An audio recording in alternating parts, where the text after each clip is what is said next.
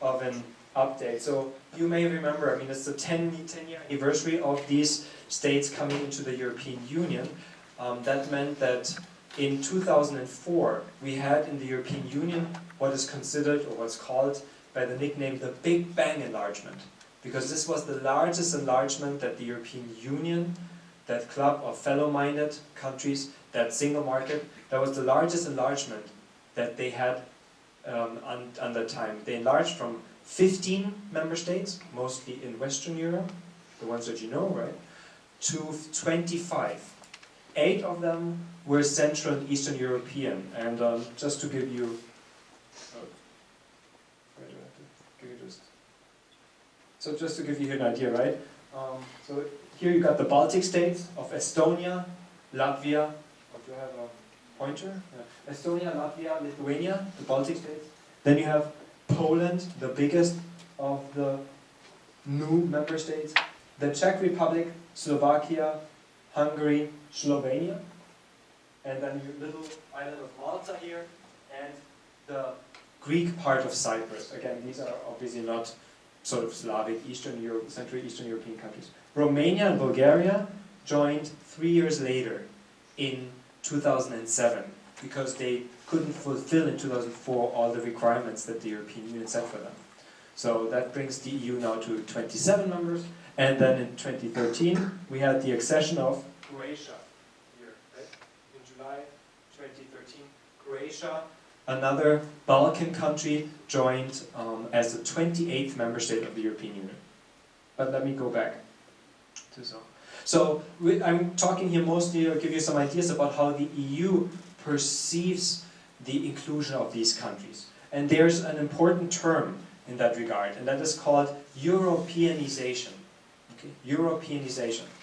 And Europeanization is, let's look at the definition, are the various causal mechanisms through which EU policies, institutions, and the political processes, the politics, impact upon the domestic structures of the member states. So Europeanization means that the European Union has a significant influence on domestic policies, right, and processes in those member states. The degree of Europeanization is different from country to country. That's why we see nowadays quite a variety in how these countries have fared, right? Poland has very much been a success story, whereas, for example, Hungary is almost the opposite, right? Of a country that has regressed in democratic rights and in many other politics. So, how did the EU try to achieve the Europeanization?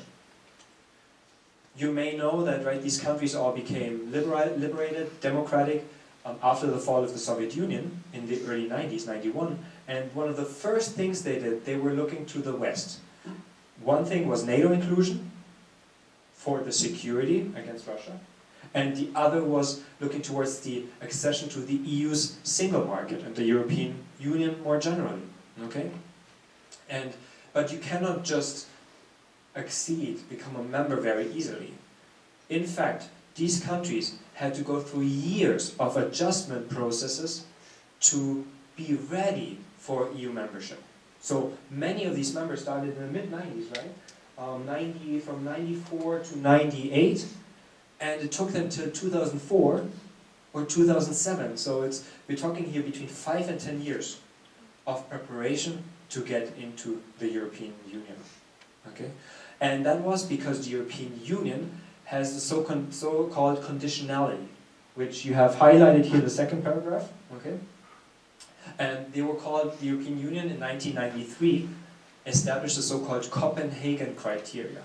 And there are 3 fundamental aspects or criteria that each of these aspiring members, these candidate member states, need to fulfill. Those are, they need to have a functioning, first, they need to have a functioning market economy. Okay? Remember that these were all post-communist countries. They had to fundamentally change from a Soviet communalized economy to a private economy. Okay?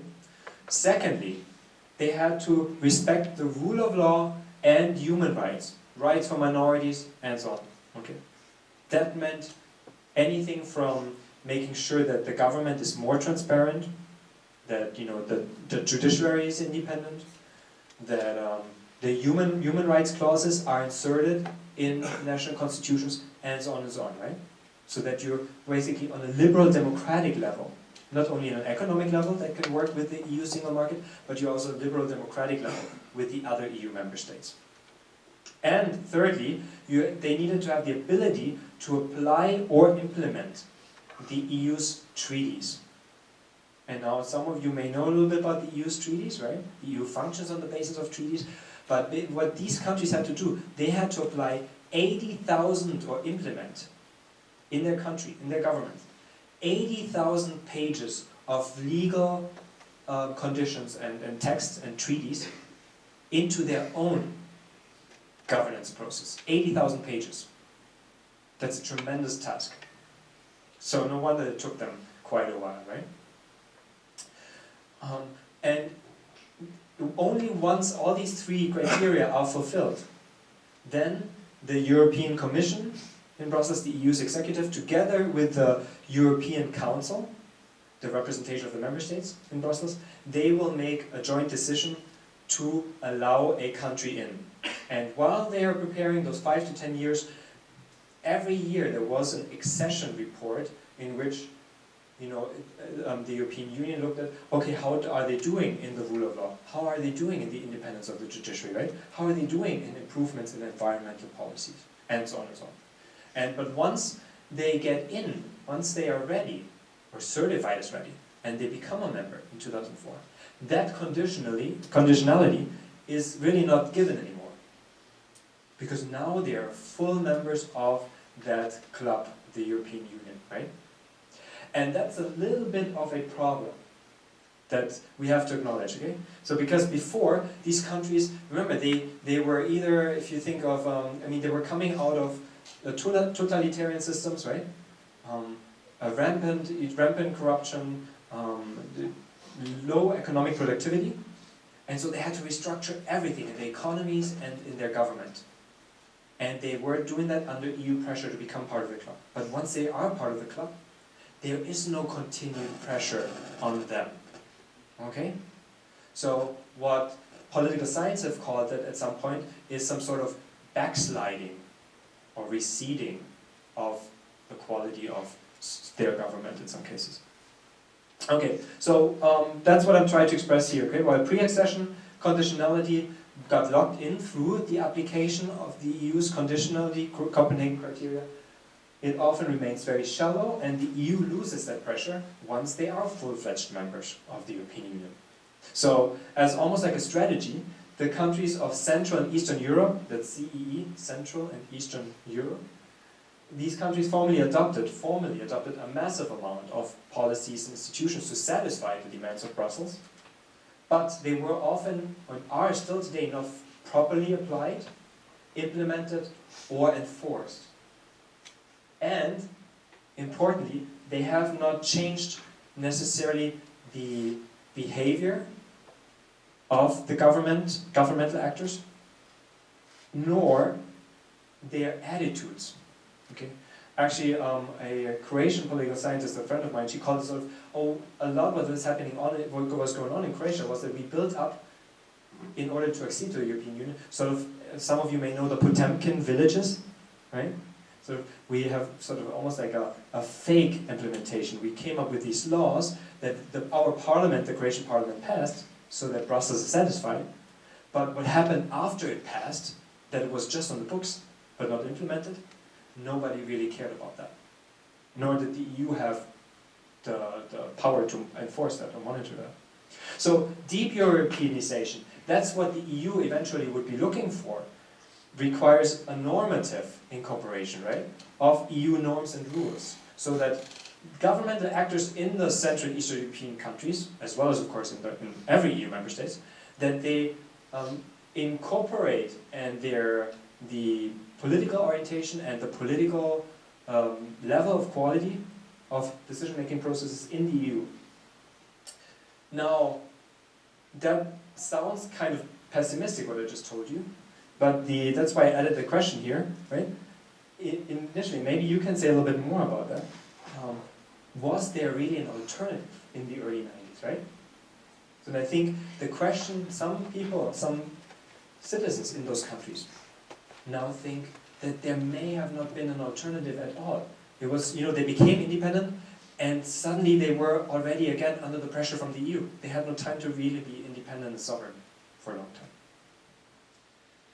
Okay, so now to the next question, did Europeanization occur, or in what sectors? And basically you can here make a difference between, or you can look at two different aspects. The economic aspects, in which most of the Central Eastern European countries did fairly well, and are still doing well. And of course, so political criteria. And that's where there are more problematic issues still, 10 years later. So let's look at a little bit at the economy here. So the EU influence here is between those countries' economic catching up, okay?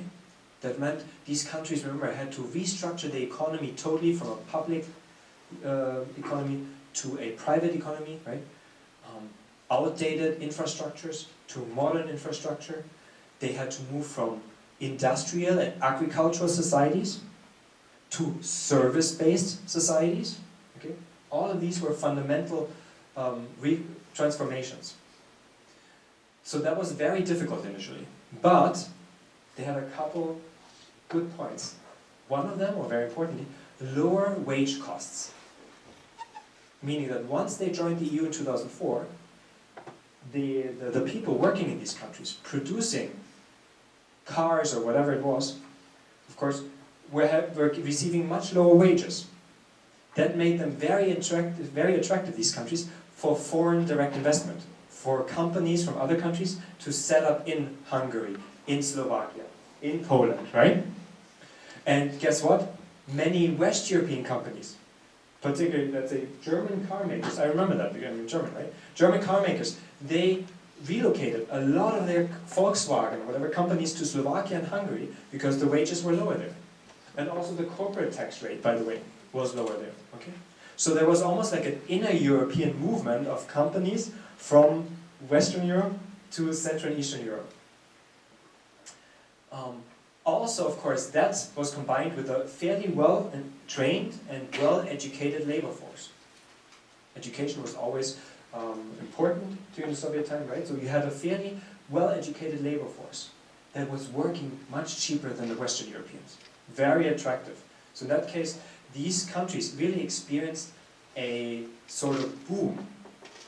And just to illustrate that here, or maybe not here, this is, remember, I'm going back to that slide, this is the GDP forecast, the gross domestic product forecast, for 2015. So we cannot really take this 100% for granted because there's a projection out in the future. But as you can see here, if you just look at these countries nowadays, Lithuania and Ireland are the only ones who have 3% and more economic growth, okay?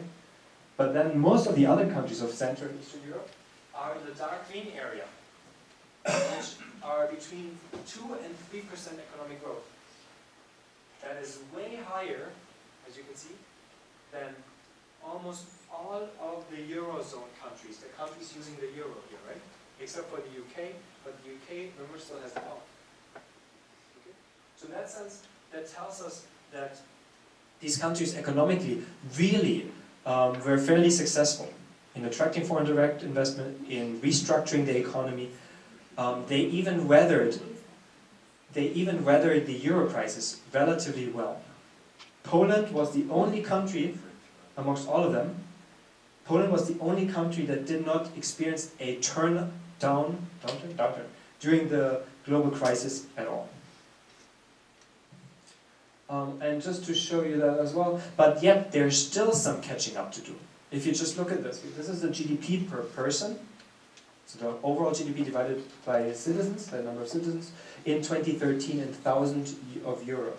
And you can still, if you look here at the top, all of the ones on the top are, Luxembourg is an outlier, okay? But all of the top are sort of the Western European EU member states. And look at the bottom. All of the ones on the bottom, the bottom 10 are all Central and Eastern European. Okay? So they had to start really from the very bottom, and even today, after 10 years, they haven't caught up by far to even the EU average, right, which would be somewhere located around, what, 25, 30,000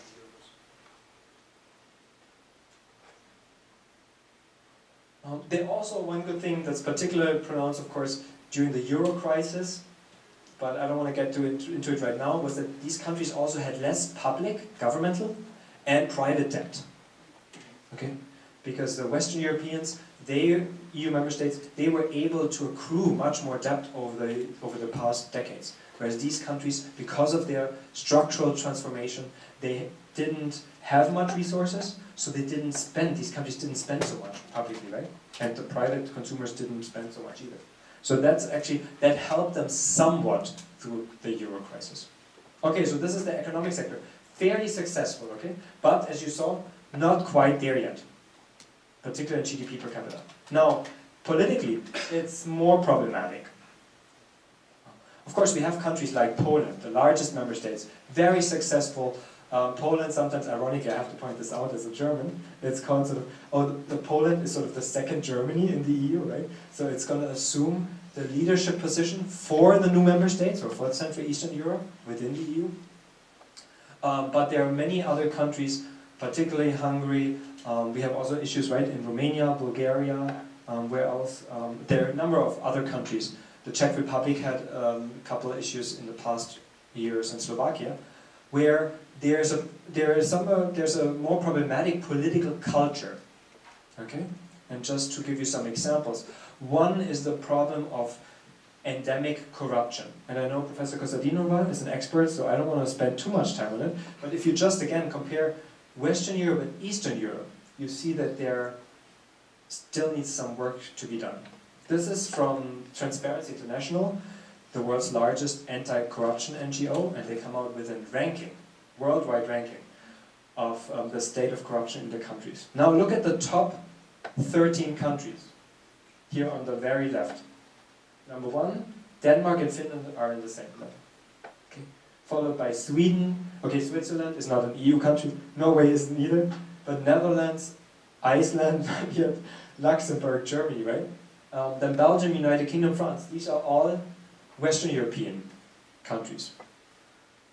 And if you look at the Eastern or Central Eastern European countries, right, the first country that appears is Cyprus, right, 29, and then Estonia, number 32, that's out of 175 or so.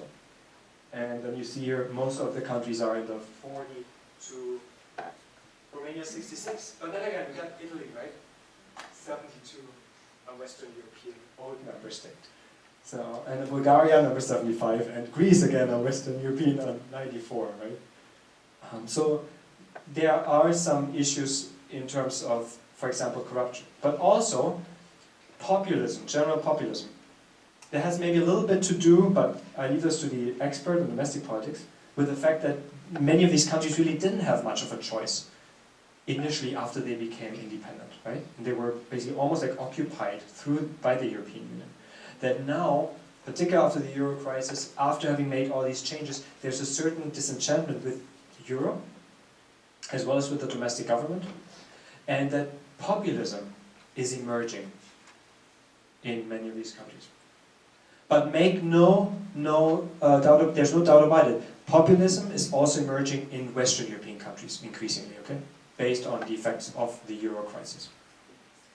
And there are some issues with racism, so if problems with peoples or populations that fall outside the mainstream population in these countries, and there can be anything from the Roma issue, which is, you know, the Sinti and Roma, which is a big, long-standing problem in Central and Eastern European countries, all the way to LGBT, gay, lesbian, bisexual, transgender populations, which also have a very hard time.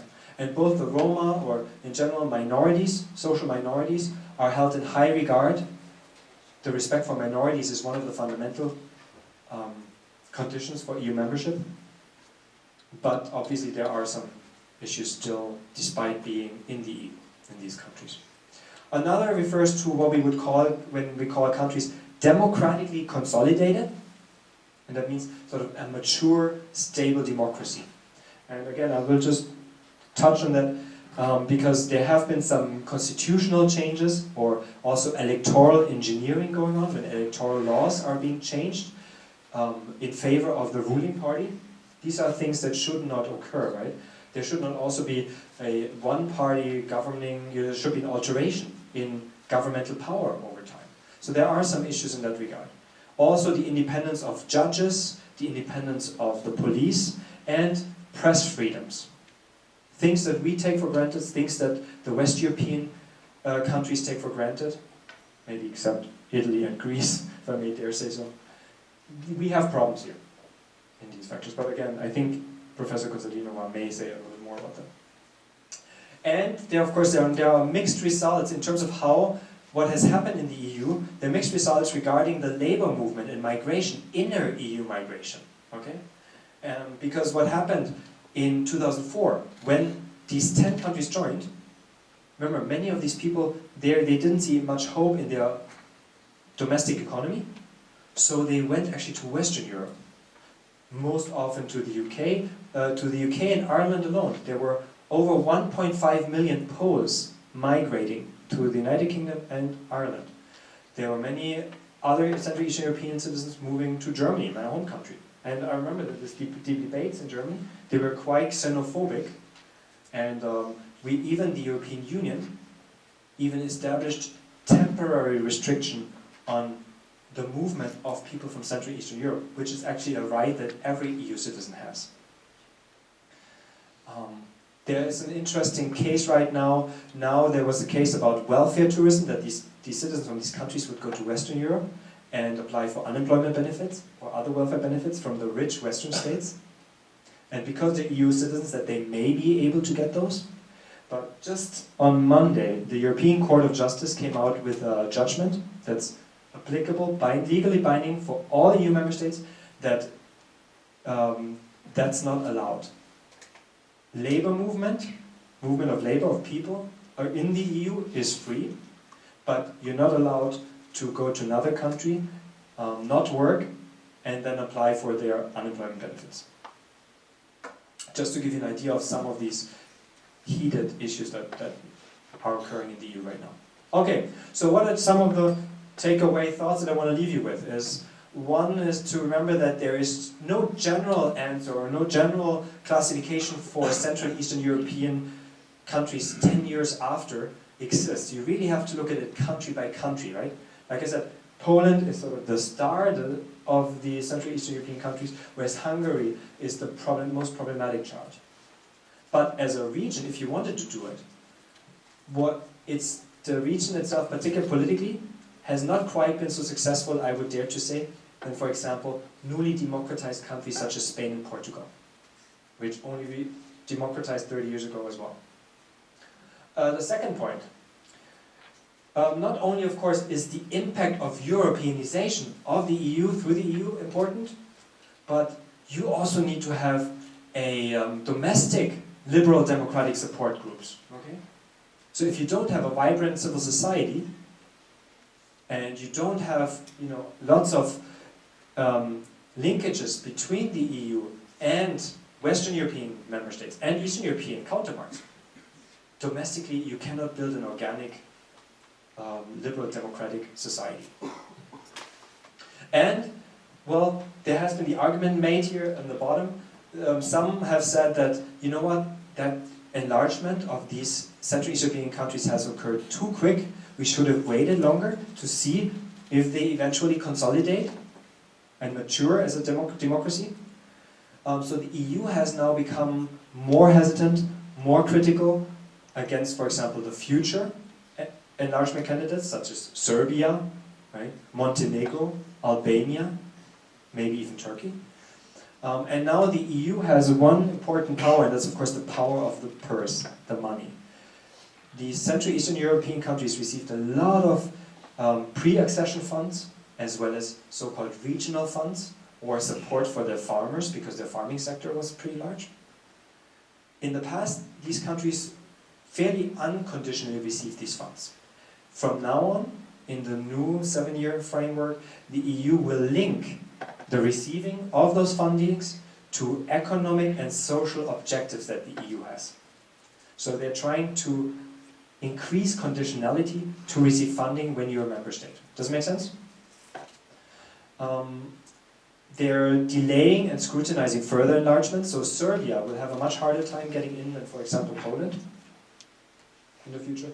And of course, the EU now increasingly also has to look at Russia, because Russia, as we'll hear in a second, is a major destabilizing factor, trying to destabilize countries such as Hungary, Serbia, and others from the EU path.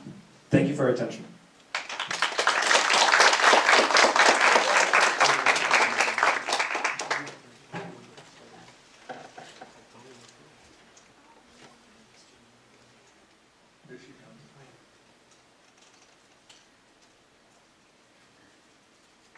Hello, I can start talking.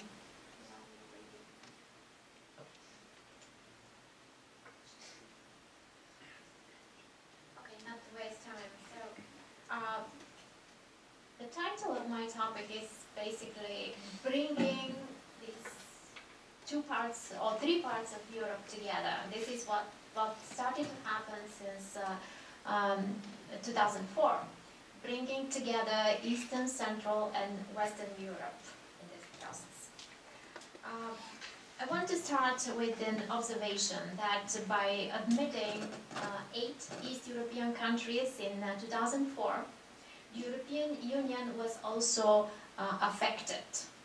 And one of the ways to which it was affected was the kind of people who, new citizens of the European Union who were just joining the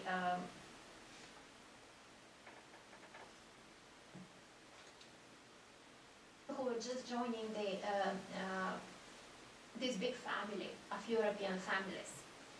We have to give you a sense of how big this change was, is just to mention several facts. First of all, we're talking about 75 million of new citizens of the European Union. This was to be a big change. And this big group of population was also different compared to the old member states in many ways. So I just made a sample of several characteristic features that I thought may capture your attention. One thing is that this group was relatively younger than the population in Western Europe. For example, the group between 15 and 24 years of age was 19% in the new member states compared to just 15% in the EU of 15 countries. So you can imagine all the pressures and the things, the consequences that the fact of the younger generation coming to the European Union would bring. Also, unemployment was much higher, almost twice higher in the eastern parts of the continent than in the western part.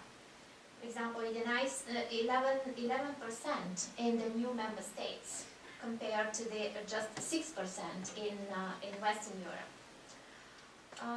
Another interesting fact, the group of manual workers was smaller compared to Western Europe. Talking about jobs, talking about the pressure on the job markets in Western Europe, some things that Professor Thiel just mentioned. We can start now to think about where the pressure would be, what kind of jobs would be put under pressure by the coming of the new East Europeans. And something that I really thought was very interesting is that even in terms of political orientation, this new group of citizens was quite different. And one of the interesting things, remember, we're talking about 8 post-communist countries. And when they did a survey about the political orientations of the citizens of all 25 new states, what they figured out in 2004 was that the group of the leftist-oriented people was much higher in Western Europe and not in Eastern Europe. Just compare the figures, 22% in the new member states and 36% in Western Europe. So we have a totally different type of, not totally, but population that was different in some ways. Now, what changed in these new countries? What are the changes that followed? If you visited East and Central Europe, and I don't know how many of you have been there in the region. Are there people here in the audience who? Okay, there are maybe a couple. Yes. Okay, so if you went there in 2004 and 2003, let's say, and today, well, what you will see is at least two changes that I can think of, which you can see just by walking the streets. One is that you will see the blue flag with the yellow stars everywhere and signs. This was built with the help of European structural funds. That was built, a street or a metro station or whatever was built because of aid coming from the European Union. The second thing that one would notice is that there are fewer people smoking in public buildings and restaurants. And maybe you've heard that the East Europeans are committed to smoking. And this is really a very big change. Why did it change? Because they were forced to impose the laws and the standards for the entire European Union, which forbids smoking from public places. So this was quite a shocking thing to happen in these countries. But let's talk about other effects.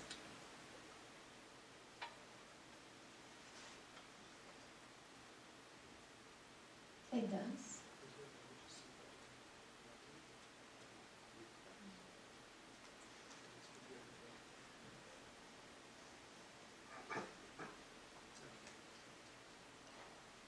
So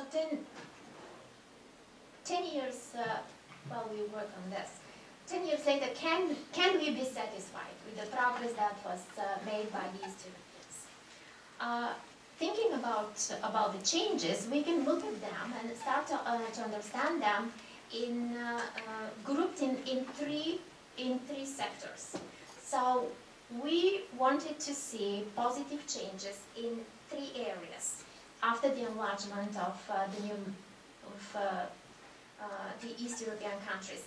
One is the expectation that the enlargement would help consolidate democracy, make democracy stronger in these countries. The democratic change that started to develop in 1989, because this year we also celebrate 25 years since 1989 and the collapse of the communist regimes in the region.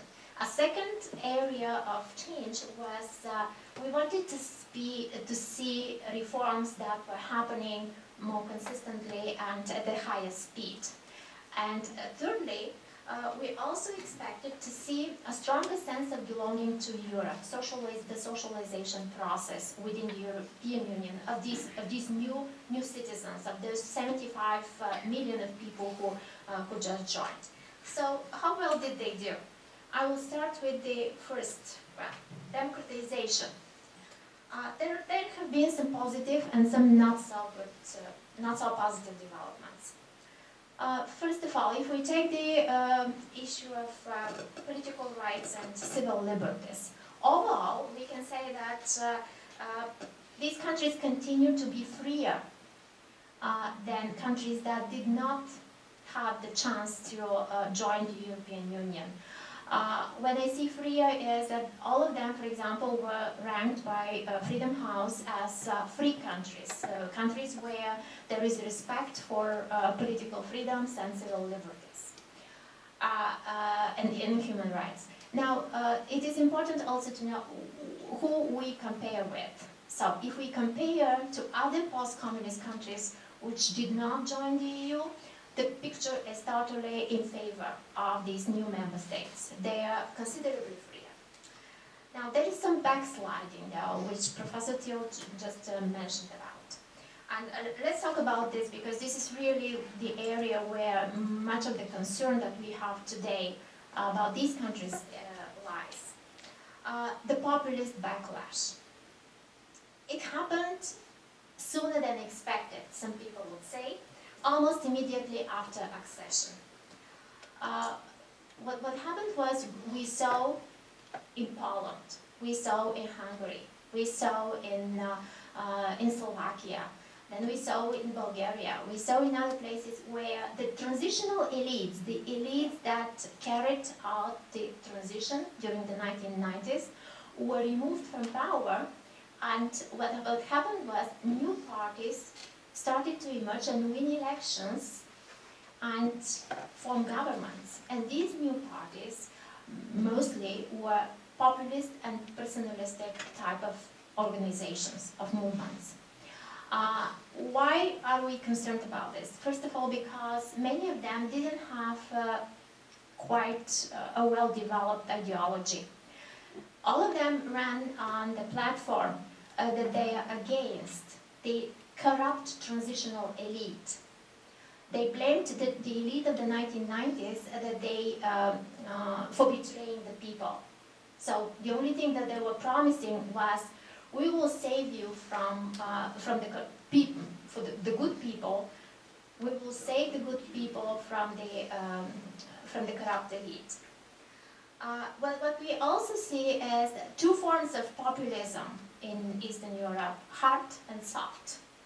In the soft cases, these are still pro-European parties with a populist agenda, promising big things, like in Bulgaria, for example, the Saxe-Burgotsky government promised to change everything dramatically in 800 days.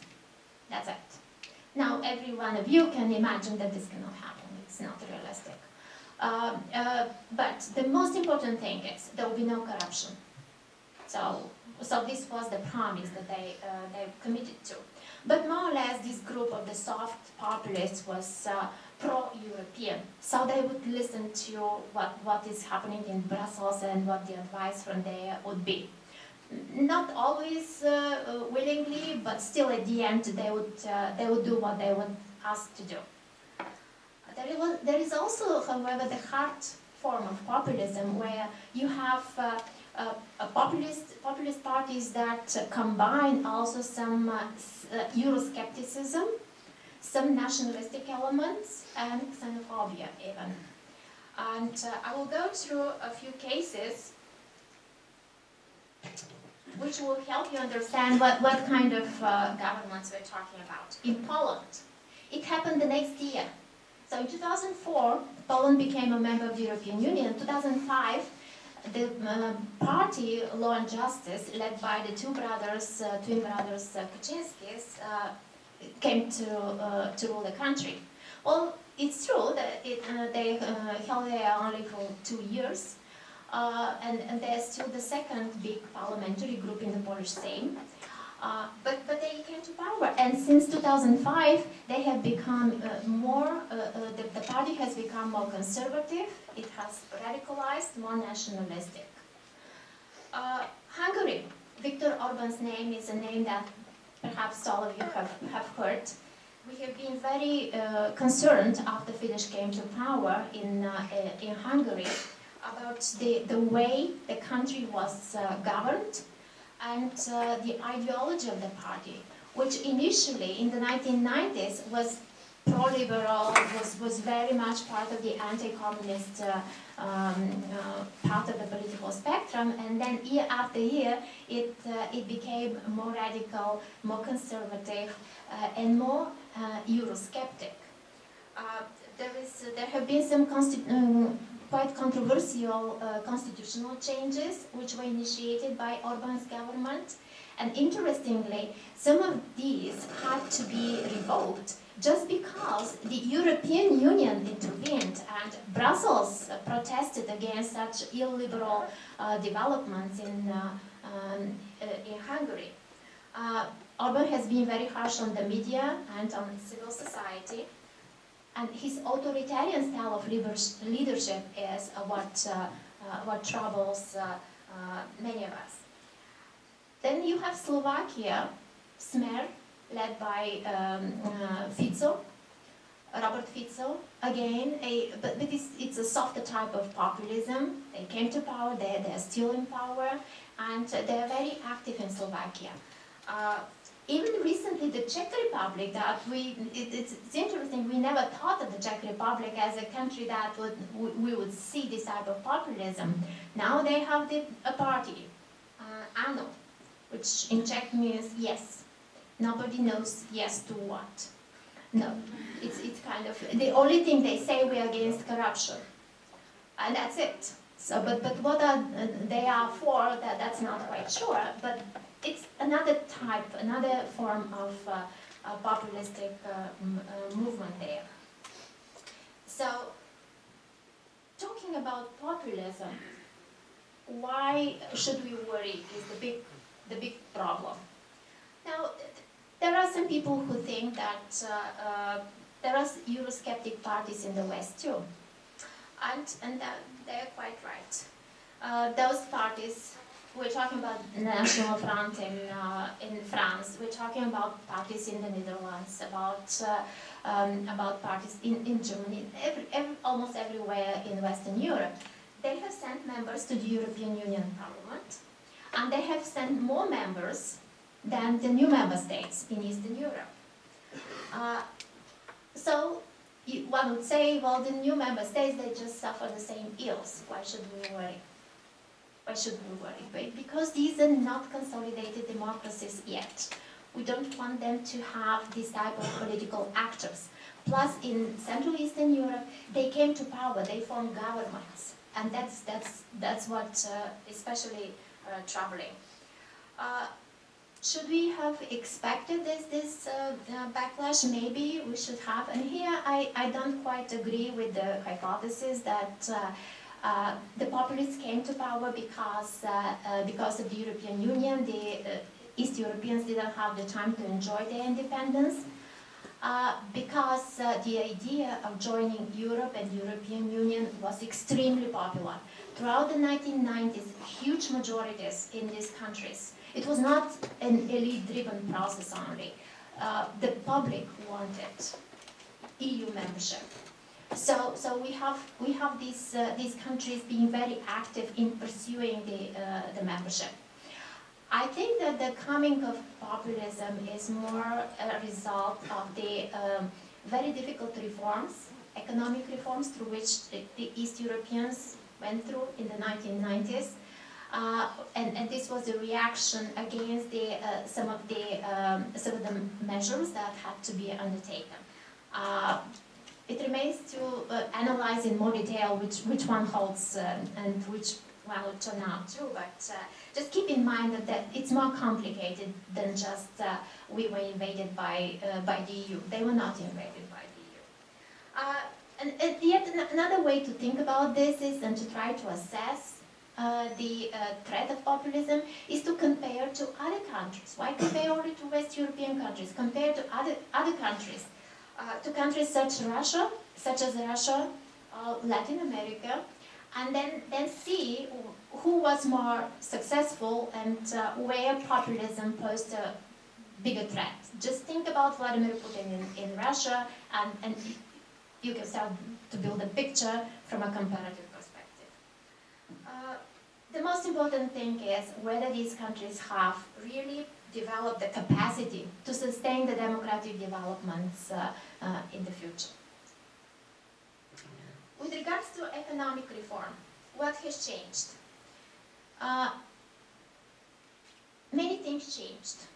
Maybe we don't see the change as big as it should have been, because these 10 years, it's a long period of time, but these 10 years were not normal years. Why? Because only 4 years after the accession, the economic crisis started. And we cannot really not account for this development. Immigration followed because of the crisis. Fears arose among the public about the job market, about the jobs, about social benefits, and so on and so forth. The least affected country in the region was Poland. Interestingly, we will be talking a lot about Poland. Poland received about 67 billion euro from the European structural funds. So this helped the country a lot, but maybe there were also other things that helped. We'll get back to Poland in a minute, but just keep in mind that they really received this huge amount of money to help their economy. With regards to corruption, and we heard some things about corruption, interestingly, if you compare the levels to the levels of 2003, 2004, you will see that there have been several countries that actually improved and reduced corruption to some extent. Poland, and Latvia and Lithuania. At the same time, one of the countries that was leading, that was the cleanest one, together with Estonia, started to experience difficulties, and this is Slovenia. Slovenia performed so well until recently. However, the economic crisis of 2008 really hurt the country very much. So with regards to corruption, it also affected corruption. So apparently, Slovenia became more corrupt than we thought it would be. Has there been economic growth? Here is a graph that I did for you. I included the years of the 1990s just for the purpose of comparison, so that you know how things had been developing until 2004. So what you can see there is the two important things. There are two drops, dramatic drops. One is in 1990-91. This is when they launched the economic reform. And this inevitably led to lower, very low rates of growth of GDP per capita. There is also a second big drop that you can see. The second one happened in 2009. And this is exactly what I'm talking about. This is the effect of the economic crisis that really hurt the ability of these countries to develop a stronger economy. Well, the economies were restored, and economic growth was restored. If you look at the remaining part of the graph after 2009, they kind of emerged out of this drop to the levels that they enjoyed in the early 2000s. And then the third group of issues, the socialization. Had they socialized? One interesting way to look at this is to think about how they feel. Are they ready to work for the common good? And here we should really mention Poland again and give credit to Poland as a country which really played a leadership role in the European Union. So Poland has been performing so well because it benefited that much. Yes, they got those 67 billion. Maybe yes, but there is also something else going on. Poland feels responsible for what is happening in the European Union. It's at the elite level, it's also at the public level. There is a strong belief in Poland that they should contribute to the European Union. And this is a different level of socialization. This is a different type of a feeling of belonging to this family of European countries. In other places, well, we have a kind of a different picture. Most of the time what happens is countries they receive the structural funds, they do many things with them. They are less enthusiastic though, because every time something goes wrong, they blame the European Union. They're ready to do it. So you don't have this level of commitment that exists in Poland. In Slovenia, we mentioned Slovenia before, frustration grows. And now just 50% of the people really think that this is a good idea to be a member of the European Union. In the Czech Republic, recently we have a more cynical trend among the public with regards to Brussels.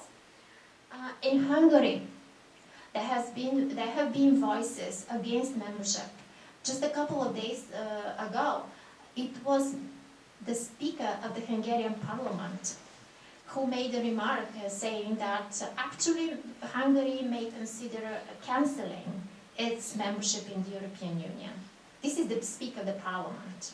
Right? So you can start to imagine what kind of frustration exists and in Hungary, for example. And keep in mind that Viktor Orban is in power there.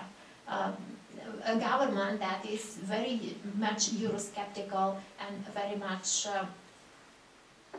very populist at the same time. How do people feel after all about the European Union? Do they trust the European Union? And here is a graph that I did for you to share. If you look at the blue bars represent levels of trust in the European Union. The green bars represent level of trust in the national government. So if you, and I have these two for each country and the average for the European Union. So if you look at these, you will see that in all but one case, in one country, trust in the European Union is stronger than trust in the national government. This country, this exception, is Estonia, where you have just 2% difference. They are a little bit more confident in their national government, but the difference is not very big. But in other places, in places such as Bulgaria, Romania, Lithuania, the difference is really huge. These people trust more the European Union and European institutions than their own national government. And a similar picture can be shown also for the national parliament, for the national political parties, and for other institutions. So, in conclusion, just a few things. Overall, we can think of a positive impact of democratization and economic recovery of the EU enlargement on these post-communist countries. Yet, compliance with the EU requirements weakened in some sectors. And this was expected because the leverage that the European Union now has over these countries is not the same as it used to be on the eve of accession. When all of these Europeans, that they had to work very hard to meet the requirements in order to be accepted. Once they were in the club, they could start thinking about ways to somehow violate and not fulfill this and that. Brussels will continue to help overcome the populist backlash. This is something that we have seen signs from Brussels that they will continue to be active in this regard. So, positive expectations, but we can say with certainty that they will hold if these positive attitudes towards the European Union and its institutions continue. If they're sustained, then there is a good prospect for the post-communist countries, new members of the European Union, to succeed. Thank you very much, and I'll be happy to answer your questions.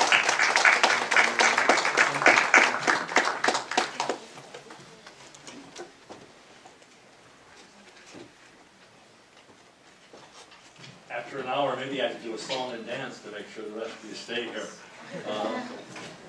We've gotten a very good picture of what was happening inside of East Central Europe as 8 countries, 10 countries by 2007, 11 countries by 2012 enter the European Union. Countries that have a very, very different background, that had long periods of communist rule, that happen to sit pretty close to Russia, the Russian Federation. And what I want to focus on is the impact that this whole process of integration has had on international relations, or the impact that security relations in Europe have actually had on this particular process. As all of you probably are aware, 25 years ago, as the East European Communist Bloc disintegrated, the Soviet Union went into history, there was this phenomenal level of enthusiasm on both sides that Russia was going to enter what Mr. Yeltsin used to refer to as the normal world, and that Russia is going to become a part of Europe, and that the conflicts that had characterized the last 40 years were simply going to go away. The first President Bush used to talk about a new world order that was in the process of being created. Almost immediately, however, this honeymoon began to show problems, and by the mid-90s, Russia and the West, Russia and NATO, Russia and the United States were in the process of having a number of serious problems. For Russia, the number one issue was NATO expansion. And from the early 90s on, Russia made very clear that it simply could not accept NATO expansion, that the West had promised, or implied at least, that the unification of Germany, that there wasn't going to be any more NATO expansion. Russians increasingly saw NATO as a continuation of a Western Cold War instrument, and nothing that Washington could say, or Brussels, now use Brussels for NATO as opposed to the EU, nothing it could say dissuaded large numbers of Russians from the view that this was a continuing security concern. The EU was a different matter. In the 90s, the Russians evidenced basically no concern about EU expansion. They saw the Central European countries incorporated into Western economic institutions as unthreatening, non-threatening. But by the end of the 90s, as I mentioned before, there's a number of growing conflicts between Russia and the West. I just list them here. The whole issue of ex-Yugoslavia. The Soviets, the Russians rather, were not enthusiastic about Western intervention in Bosnia, or even more in Kosovo a couple of years later. They saw U.S. unilateralism, U.S. or international unipolarity as a reduction of Russia's potential role in the world. They were very concerned when the U.S. revitalized the idea of an anti-ballistic missile system. Targeted against whom was the question that was raised in Moscow. So that by the end of the 90s, the political environment, this is before Mr. Putin. Putin comes to power beginning of 2000. So by the end of the 90s, there's this list of issues on which Russia and the West disagree. In my view, all of them have something to do with status. Russians, Mr. Putin's, and not just Mr. Putin, lots of Russians, view that Russia is being dissed, that Russia's greatness, its historical and current greatness, are being disregarded, that Russian interests simply are not taken into account, that the Russians jump up and down and say no NATO enlargement, and NATO enlarges. NATO enlarged in 1997, NATO enlarged in 2004, NATO was on the verge of enlarging again in 2008, I'll come back to that in a moment. So that increasingly in Russia, and especially I would argue with Mr. Putin, the West, the US in particular, NATO in particular, and eventually the EU, are viewed as serious threats to Russia's role in the world. I don't have time to develop the argument, but I would argue, I do argue, that the West pursued a policy of containment already back under Bill Clinton in the early to mid-1990s, and the Russian claims, Mr. Putin's claims that Russia has attempted to contain Russian influence in post-Soviet space is not inaccurate. Anyway, after the rise of Mr. Putin as a political actor, and as I said, this is in 2000, Russian policy changes rather dramatically. It had actually started to change under Yeltsin, but after 2000, it's very clear. Mr. Putin sets his agenda. We're going to recreate Russia as a great power. We're going to become the dominant power in Eurasia. We're going to become, once again, respected and play a role in international politics. And in some respects, Putin lucked out. The world demand for energy, which Russia happens to have, skyrocketed, as you're aware. prices skyrocketed, and the Russian economy, which had bottomed out in 1998, is revitalized. And by the early 2000s, 2-3 years into Yeltsin's presidency, the Russian economy is really making significant headway.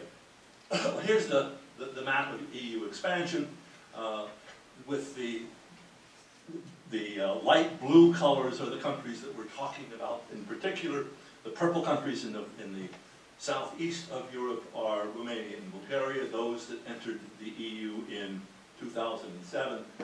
The countries to the east, to remind you, immediately to the east of Poland is Belarus. Immediately to the east of Poland as well, and Slovakia, is Ukraine. Moldova is this little piece right to the northeast of Romania, and everything east of there is Russia. So that this is the region that entered the European Union. Now, what happens, as I mentioned before, I think Putin sets Russian goals as re-establishing Russian dominance in Eurasia and re-establishing Russia's equal, and I think Putin, almost any time he says anything about foreign policy, talks about Russian equality. The Russians have to be treated like an equal member of the international community. Russia, as I mentioned, the economy takes off once again in large part because of energy. Secondly, Mr. Putin reestablishes domestic stability, basically with a club. He uses the legal system, he uses a variety of other things to suppress domestic political opposition, so that over the last decade, especially since, say, 2003, 2004, Putin has begun to recreate once again a very authoritarian, non-democratic political system.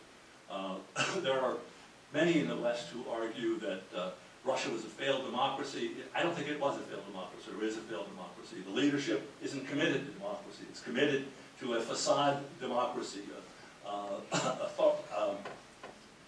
electoral authoritarianism, if you will. So, by the middle of the last decade, Russia is pretty much back economically. And then a whole series of developments occur that I think have major impact, and this gets us back now into the EU.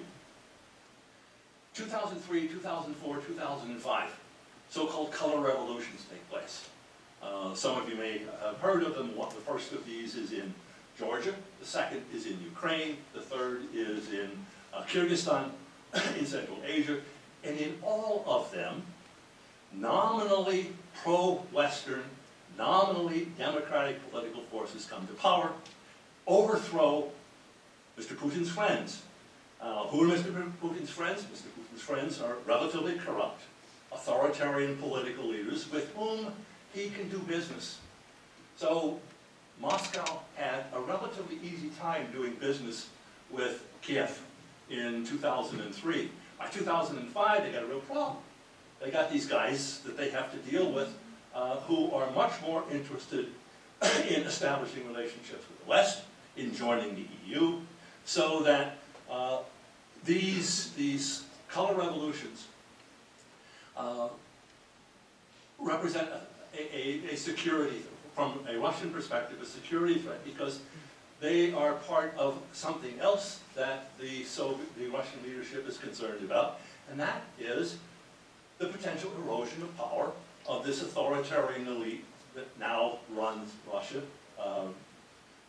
the clique around Mr. Putin, so that the color revolutions, which are fantastically, the Russian argument is they're bought by, paid for by the West.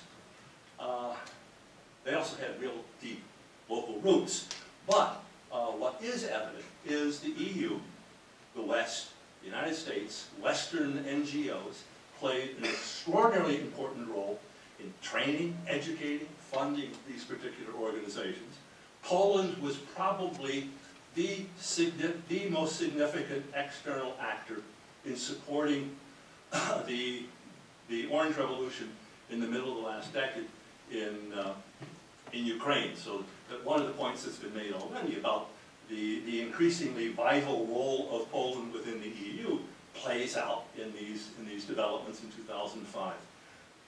Russia sees the Orange Revolution, the Rose Revolution as threats, and over the next 4 or 5 years, Russia plays an active role in seeing to it that these are reversed. In Ukraine, many of you are probably familiar with the so-called gas wars. 2006, 2007, in the middle of winter, the Ukrainians and the Russians, and both sides are largely responsible for this. It's not a one-sided, but they have arguments about what to pay for gas and what to pay for transit fees. And in the process of this, the Ukrainians start stealing gas because the Russians stop delivering it, but they're stealing the gas that is intended for Western Europe. So the Russians close the pipelines, and large numbers of citizens of EU member countries spend several weeks in the middle of winter in 2009 with no heat and no energy for their factories, etc. These problems had arisen before between Ukraine and Russia, but the Russians were dealing with a like-minded, more malleable Ukrainian government. They're now dealing with what they view as the potential enemy. So that reaching negotiated settlements in 2006 and 2009 become more difficult. In the case, now I'm talking now mainly about Russian responses to what are EU-supported, EU-relevant developments. A second major development by the really after 2004, is the impact of the new members on EU policy towards Russia. The Poles, the Estonians, the Lithuanians, the Latvians did not bring fuzzy cordiality to the relationship that might have existed or evolved somewhere else in Western Europe. The Poles and the Lithuanians, for example, by 2006, 2007, vetoed negotiations between the EU and Russia for an extension of a special treaty arrangement. This treaty, I think, came to an end in 2007. They were supposed to negotiate a new one. And both Poland and Lithuania were having their own problems in Russian relations. The Russians, in terms of trying to put pressure on the Poles, decided overnight that Polish meat was unsafe, and they basically closed down 40% of the export market for Polish meat. They did this to Georgian products as well. This was the typical Soviet, or the typical Russian response in its conflicts with its near neighbors was to turn off the gas, threaten to turn off the gas, turn off the oil, discover or announce that all of the work visas for the 2 million of your citizens who are working in Russia are going to be canceled. Russian treatment of other former Soviet neighboring countries has been relatively brutal on occasion. And so that this becomes an issue as well. Also by the middle of the 2000s, and this is in part because of the new membership, the EU continues to berate, almost in school norm fashion, to berate the Russians and try to teach them about what democracy really means and what human rights are, so that it's not just Washington that is chastising the Russians for their ill treatment of ethnic minorities or of Chechens. It's also the European Union, led increasingly after 2005 by Central Europeans. So that I would argue, by the end of the last day, the EU and Russia were at odds on a whole series of issues. And with the turning off of the gas, and the whole question, is Russia a reliable energy supplier? And there have been discussions and debates, not much action, but discussions and debates within the EU about finding alternative sources of energy. Okay, I know we're getting very late, and what have I got left up here? So, the Russians view the EU, I would argue, increasingly as a challenge to authoritarian systems. And authoritarian systems in place. I mean, good friends in Ukraine and elsewhere. And this has been an extremely important aspect of Russian response. The relations between Russia and the EU, by the end of the last decade, were pretty sour on most issues. That major treaty that I was talking about before has still never been negotiated. There have been negotiations, but there's been no resolution of that. So Russian relations with the EU are still based on an agreement negotiated back in 1995 or 96. Oh, the Eastern, I didn't mention the Eastern Partnership. Those of you familiar with the EU know that the EU not only has established a set of policies for its members, its potential members, but also it already in the last decade set a set of policies for dealing with its near neighborhood. Countries that were not really candidates for membership, but we would like them to be democratic and stable, and we really would like to impose all of our rules and regulations on them without really admitting them into the Union. Now, I'm exaggerating a little bit, but one of these was the so-called Eastern Partnership, and the Eastern Partnership is a set of policies agreed to 10 years ago now, to set up special relationships with 6 post-communist states: Belarus in the north, Ukraine, Moldova, and the 3 Transcaucasian republics. And this is what much of some of what the Russian-Ukrainian battle has been about over the course of the last year. Okay, the gap. I'm not going to go into the detail. When Russia did intervene in Georgia in 2008. So I see this as part of a piece of Russian response. 2008, George W. Bush was pushing Ukrainian and Georgian membership into NATO. The Russians, once again, for the, umpteenth time, are saying, no, we simply are not going to accept this. And I view the military intervention in Ukraine in 2008 as a clear message, first of all, to Mr. Saakashvili. Saakashvili was then president of Georgia. Secondly, to the still orange government in Ukraine, to NATO headquarters in Brussels, and also to Washington. We are now back. We're a major power. We're not going to let you encroach further into what we see as our legitimate sphere of interest. And President Medvedev, the guy who sort of is bookended by Mr. Putin, Medvedev, soon after the Russian intervention in Georgia, laid out Russian policy and justification, and one of the justifications was that Russia had a legitimate right to intervene in areas of special importance and special interest. Okay.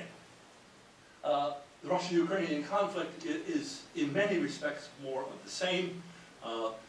Russia sees it as the West's intervening in a legitimate area of Russian interest, the West including the European Union, because the European Union has played an important role.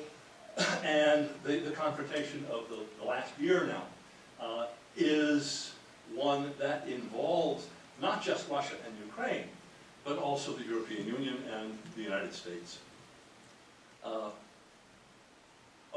Here, I thought I had these up earlier, but these are Russian troops entering Crimea. These are obviously not tanks. I put the title on, these are Russian troops last week. These, you will note, they are unmarked military vehicles. They have just crossed the border from Russia into Ukraine. Russian involvement has gone significantly beyond just the kinds of economic pressure that had characterized policy a decade ago. Future developments, I don't think they're positive. I think, first of all, the European Union is incapable of acting. There is, in the foreign policy area, there is no agreement among the members on virtually anything, including the very, very important issue of energy dependence. Germany has one policy, which is strike a special deal, put a pipeline under the Baltic, and we're safe. We've got our gas from Russia. The issue that is raised by Poland and other Central European countries is you've left us out in the cold. You simply have abandoned us by refusing to pursue a coherent policy. So on the one hand, the EU is not in a strong bargaining position. It is dependent for the foreseeable future. Western economic sanctions are not likely to have a major impact because this is an issue of geopolitics. This is an issue of status. It's not an issue for the Russians. And this is not an issue of are we going to make some bucks? Is it going to cost us something? And as you may have noted 2 days ago, the Russians have an out. They just signed another major deal with the Chinese. So the one area where the West has it, well, it's hardly a strong threat to say we're going to stop buying your gas if you don't have gas coming from someplace else.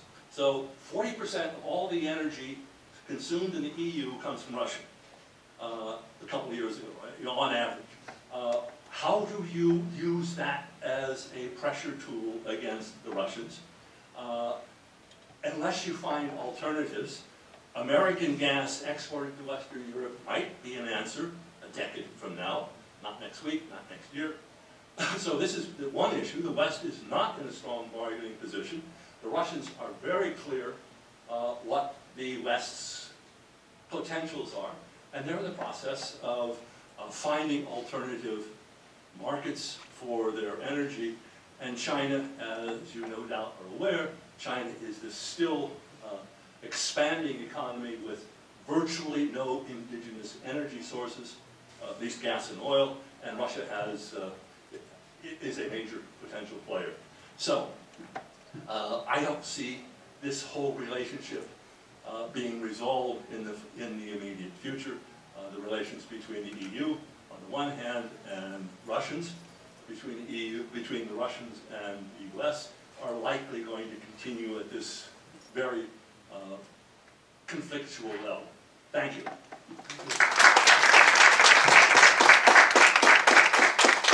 Thank you very much, both for very informative parts. So now it's up to you to ask questions that may interest you, to any of us. So please, anyone got some questions? Yes, please. I have 2 questions. Can you just speak up a little so we all... Oh, you have a mic. Perfect. And please just tell, if you want somebody specific to answer that as well. You guys talk, or I can't really see your name from here, but you talked about how when the 2008 financial crisis happened, how Slovenia suffered, I would say, more dramatically than the rest of the European Union. I just want to know specifically why. Okay. The question is. Yeah. Well, just in brief, the big problem that they had was with the banking sector. So we know what happened in Greece, and we know all this in Spain and other places where the banks really went through turmoil. So in Slovenia, they had a similar issue with some of the banks and the connections to the other countries in Europe with regards to the available funds in those.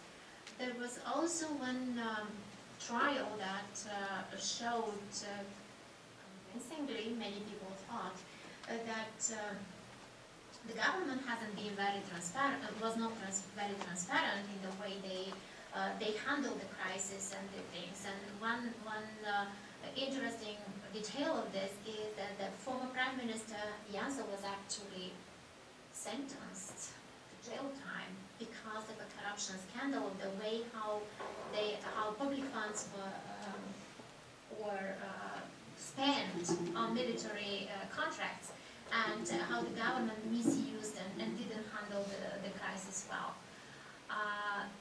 The total outcome in economic terms for Slovenia was minus 12% during the period between 2008 and 2013 with regards to economic growth.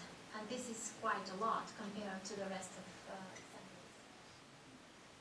And can I just very quickly add on, because Slovakia was one of the few countries from the new member states who had the euro, right? Did it use it? No, Slovenia. Oh, Slovenia. Was Slovenia, yes. But the euro crisis now is, of course, with most countries not having the euro yet of the new member states. So the euro crisis has also weakened the trust somewhat into the EU, right? So I think, at least for me, this is part of the explanation of sort of the nationalism and populism in some of the countries of Central Eastern Europe, that they look to the West, but they saw that the euro crisis has shown them that you can't really rely on a safe, stable, prosperous EU anymore, right? So what's left? You retreat back to your national powers.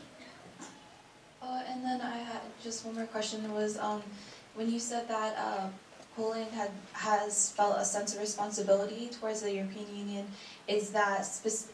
was that due to them benefiting so greatly from the 67 euros that they received?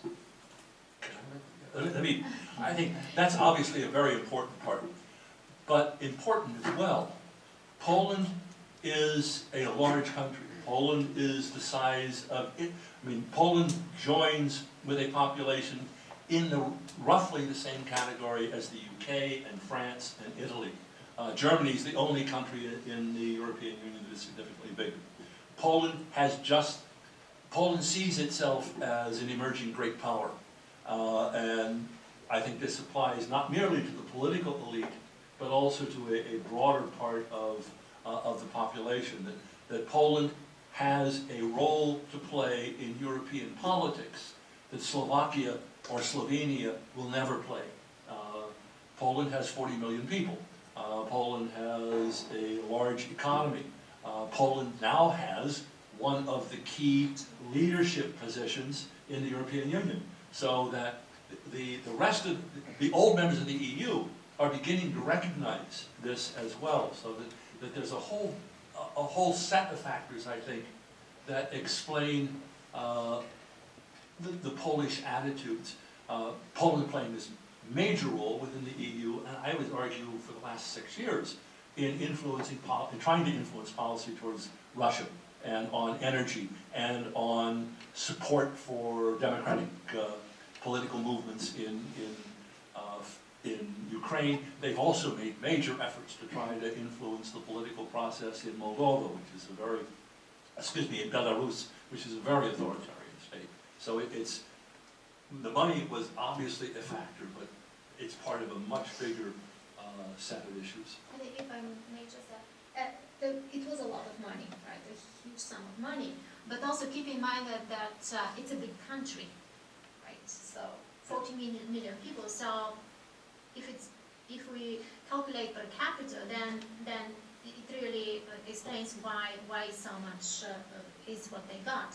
The other thing is that Poland also emerged a very important thing, more independent in terms of energy supply than the rest of Central and Eastern Europe, because they explored opportunities for natural gas. So now they extract natural gas in Poland through fracking, right?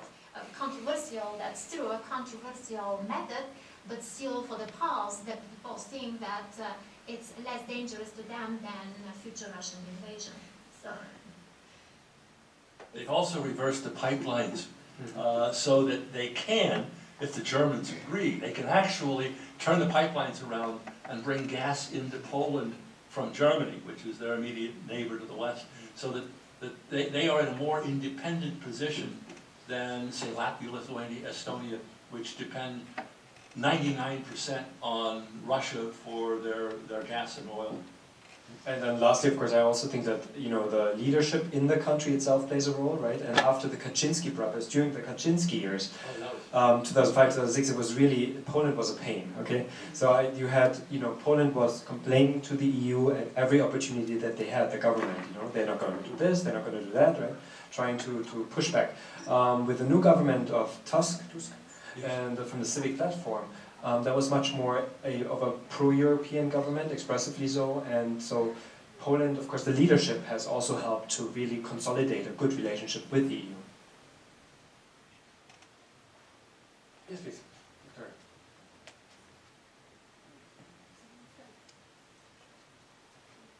It's a little hard to see your name, but this is directed toward the last speaker, and then whoever would like to jump in after. Professor Kennedy.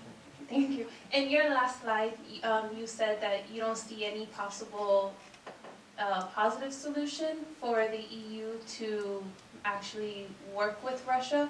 I want to know why, in your opinion. Mr. Putin has written off the West. I mean, he's made this very clear.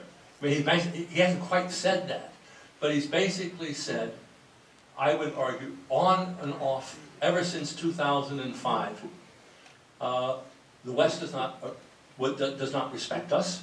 The West simply will not support our policy goals, and we no longer need the West to accomplish those policy goals, and we're going off on our own.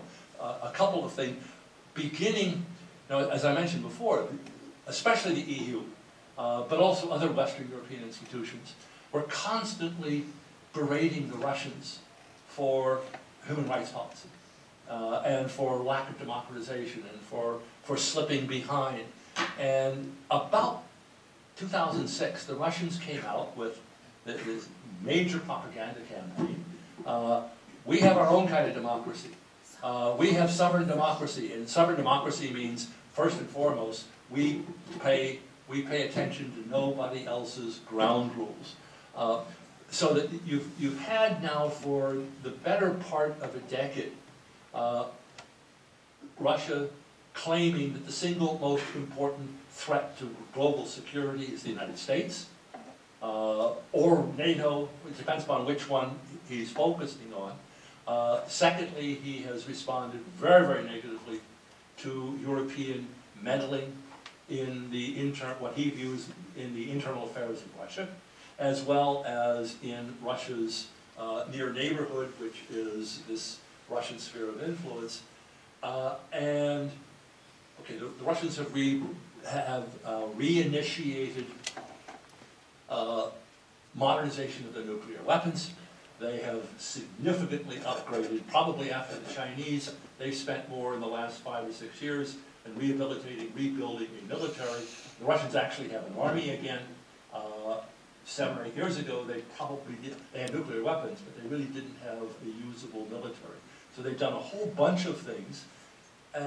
Now, improvement of relations could occur if the West accepted the Russian ground rules, but I don't think Western Europe, the European Union, is going to accept the Russian ground rules, and until the Russian leadership changes its position, I don't see Russia changing its position as well. Anybody else? And of course, Putin is very smart, right? And I think he uses this divide and conquer rule right now, where he goes and makes deals with individual countries like Hungary, right? You know, like Serbia, Moldova. So already preventatively, he goes in Bulgaria, I think, also, right? He goes into these countries, even EU member states, and tries to establish certain trade, particularly energy links, so to take them out of actually the sphere of the influence of the EU, right? Because he knows that the EU, like you already said earlier, they have a hard time coming to a common agreement over sanctions, because you have to have the agreement of 28 countries with different relations to Russia, right? So Putin, in his back of his head, already said, like, oh, you know what? They don't really have very powerful sanctions, economic sanctions right now. And in 1 or 2 years, you know, I have oil for another 20 years, but in 1 or 2 years, those sanctions will be lifted, or at least they will not be strengthened, right? So he knows how to play out the EU. He's very smart as a geostrategic strategist. Thank you. Way back here. So Just talk real loud. Considering the history of Poland, especially as an oppressed population and the history, basically how the country was destroyed during different wars,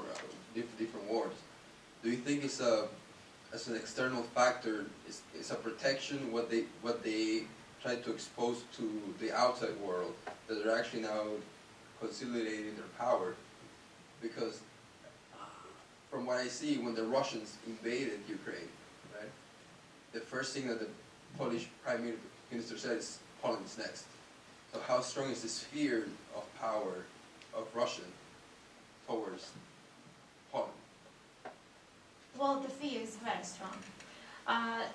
All research that we have done so far shows that the fear from Russia has been very strong since the very beginning, since 1989.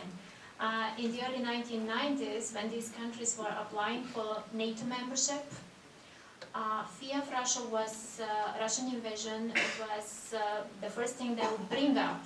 And at that time, the Western countries and Western politicians were asking them, why do you want to become NATO members? The Cold War is over. Russia started to democratize. There is no reason for why you should worry, and just be neutral. President after president, the presidents of the Baltic republics, the president of Poland, the president of the Czech Republic, everybody would say, well, neutrality, maybe this is a good idea for Switzerland and Austria. It's not an option for us. So the fear from Russia has always been there. It's a very strong factor. There's a book published around 2000 that tracks the parliamentary debates in all of these countries that preceded applications for NATO membership, and every place. This was, every one of these countries, this was probably the #1 issue that was discussed in Parliament. Not just in Poland, but in the Baltic republics and elsewhere as well. So that the history that you refer to is one that the collapse of the Soviet Union did not wipe it out for Poles and Czechs and Hungarians. What they feared was a revival of a Russia that then once again became assertive. And now they have a reason to say, we told you. Who was first? I think Chris in the front, and then John. So this past weekend was the 25th anniversary of the Berlin Wall falling.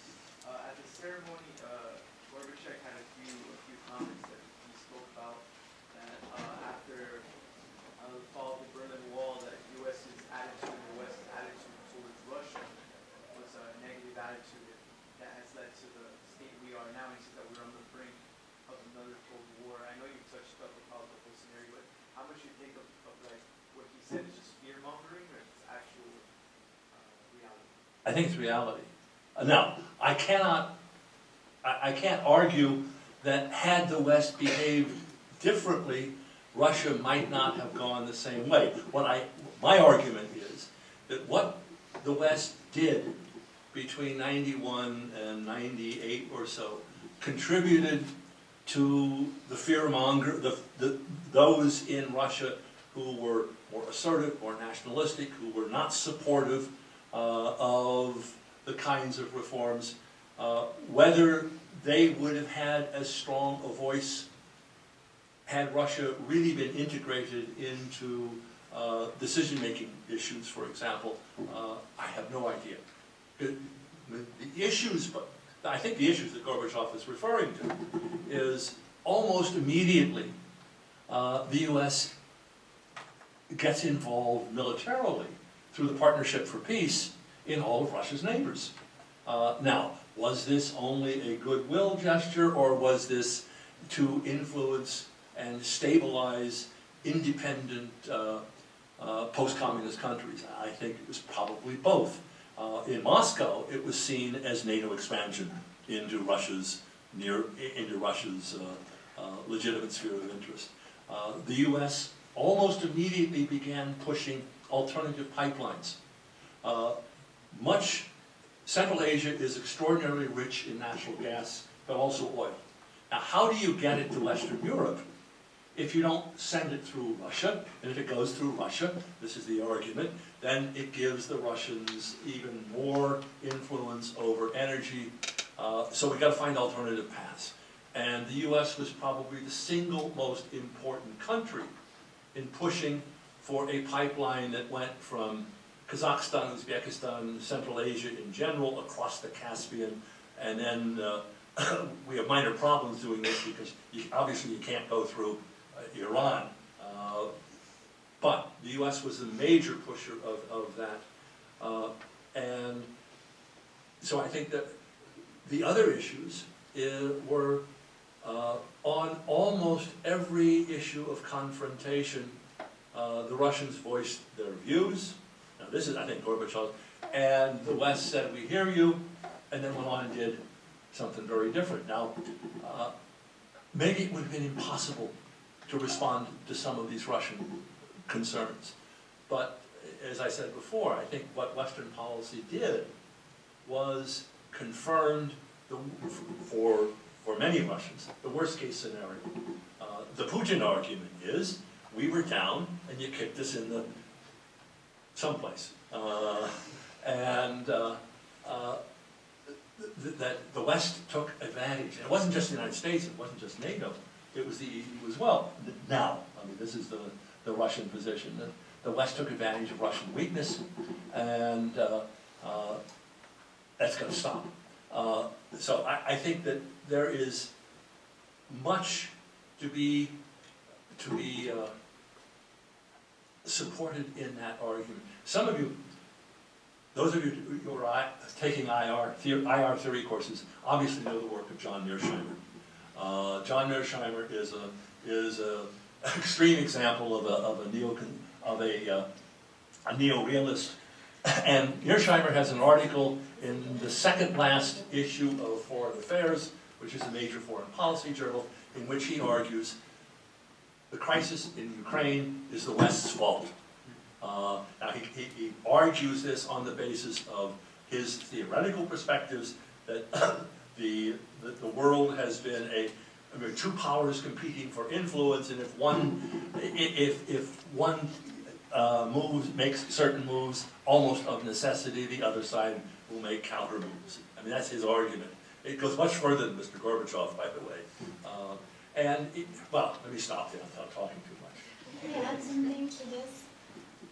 I read Gorbachev's remarks in terms of we didn't agree with you that you expand NATO, and you broke that deal.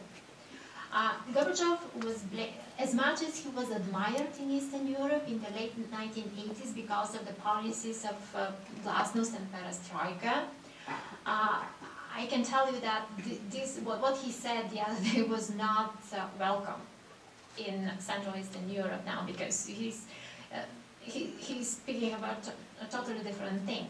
Now, what the East Europeans think is, well, this whole game between the West and Russia is, in their view, important, and they try to see what kind of interest has. But in terms of the interest of the East Europeans, they say we need to make our own decisions to which bloc, to which alliance, defense alliance we want to belong. We cannot stay in a vacuum. And we made the decision to be part of NATO. Why should Russia now hinder our strive for NATO membership? This is not correct. It used to be the case that when we were under Soviet influence, it was the Soviet Union who would decide who would be members of the Warsaw Pact. Why now Russia should decide whether we should be NATO members or not? Is this democratic? That's what they asked their Western partners. What Mearsheimer, and I agree with this, the point that's just been made, but what Mearsheimer is arguing is that ain't the way international politics works. The big guys set the rules, and the little guys have no voice. And that by moving east, the West automatically challenged the Russians. I mean, this is his argument coming out of a theoretical perspective which sees all international politics dominated by power considerations, where you sit and where you are in this game, and little countries, in Mearsheimer's view, simply don't have a voice. They basically all they can do is bandwagon. They can jump on the train going this way or that way, but they can't influence the way the train is going to go. I mean, that's his argument, and I think there's much to be said for that, not in terms of morality, not in terms of democracy, but in terms of the reality of the way in which big countries have historically, including in the 21st century, behaved. Unfortunately, we haven't gotten to the postmodern world yet. Russia hasn't joined the EU membership in the whole idea of sharing and collaborating in the sharing of political sovereignty. Thank you. There were two more questions, and then I think we need to conclude. Ladies first. Okay. I wanted to know your opinion if you think that the younger Europeans born after 1989 at the fall of the Berlin Wall, if they will be politically active, such as, for example, the students that have been working with Russell Brand lately in the UK, or if you feel that they're going to be like the millennials here in the US. Yeah, the people who were born after 89 in Central and Eastern Europe. In both areas, in both Western. You two answer Well, it's a very interesting question because what, of course, as in other places, we have seen lower levels of political participation on the part of the young people also in Central Eastern Europe. The other thing is, and there is heterogeneity here. It's so different from country to country, depending on how much they know about the period of the Cold War and communism. There are places in which they don't know too much, and they're just don't know enough. Sometimes I think that the students from my East European class know more than the students over there. But anyways, the thing is that knowledge, and when knowledge and political learning takes place, this increases the desire to participate in politics. And I don't think there is enough of this there. But at the same time, during the 1990s, and these are not people who were born after '89, there were huge student strikes and movements. So those were people who were born before that. But now we don't see them. There were some student movements and strikes in a couple of places, but not of the magnitude of the 1990s. Yeah, and if I may add on to that. So if you look just in Western Europe, you also have a sort of a disengagement there. The levels of political participation, according to political scientists, is slightly higher in Western Europe across the board than in Central and Eastern Europe, for a variety of reasons. But the Euro crisis also has led to an increased disengagement of young people because they saw that neither the leftist nor the rightist parties could really effectively do anything about it, nor do they really care about the young people. So what we've seen in Europe right now is a lot of young political engagement for protest parties or even extremist parties, okay? Which is not necessarily the political participation that you want to have. Another point I want to very quickly make is that what's interesting in Poland, remember I told you, over 1.5 million or 2 million Poles, young Poles, went to the UK and Ireland in 2004, 2005, when the Polish economy wasn't doing so well, right? To search for better life, better jobs there. Poland, since it's become so successful economically during the Euro crisis, many young Poles returned to Poland, and of course they brought in their impressions from living in the UK, from a functioning liberal democratic country, right? So some theorists say that actually that sort of inner EU migration, when they bring the experience from a fairly good functioning country back to the home country, that helps democratically transform and consolidate countries such as Poland as well, which might explain why Poland right now is doing so much better in terms of democratic quality. Yes, one more question, please. I think John was in the back.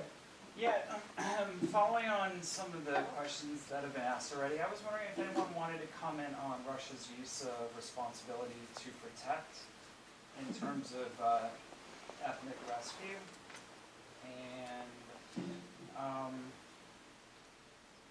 is the EU's ambivalence over Georgia and Ukraine more likely to cause situations in which we will see them invade other countries on the basis that they have sizable ethnic Russian populations? Well, let me respond a little bit. The Russian use of the responsibility to protect argument, I think, is a tit for tat. You use it, and we're going to use it too. They used it to justify military intervention in Georgia, arguing you did this in Kosovo, we were against it.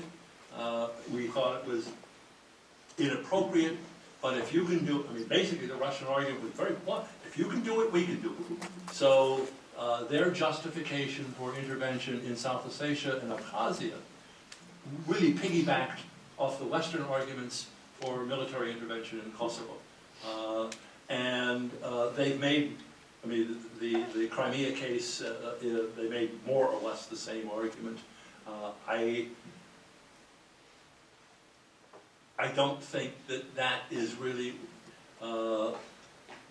driving Russian policy. I think what's driving Russian policy is this continued commitment that anybody who is an ethnic Russian or a Russian citizen is under our protection.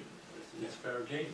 And this, of course, has had major impacts in Latvia, right, which is a NATO member state, a Baltic member state, and where, what is it, 1/3 of the population is ethnic Russian, right? So there the alarm bells really went off, and they were literally appealing to NATO right away for protection.